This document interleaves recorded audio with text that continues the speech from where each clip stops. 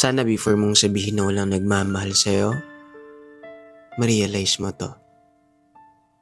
Doon pa lang na gumising ka sa umaga at makaraos ka sa maghapon, hindi ba doon pa lang pagmamahalan ng Diyos yun para sa'yo?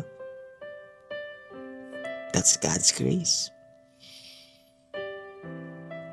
Minsan, sa nangyayari sa buhay natin, we think na, ito na, ang pangit na ng buhay ko, ano na nangyayari sa akin, ang lungkot-lungkot ko. But di natin nare-realize na lahat yun may purpose. Lahat yun may patutunguhan. Kailangan lang natin mas taasan yung faith natin at mas maniwala tayo kay God. Ibigay natin lahat sa Kanya.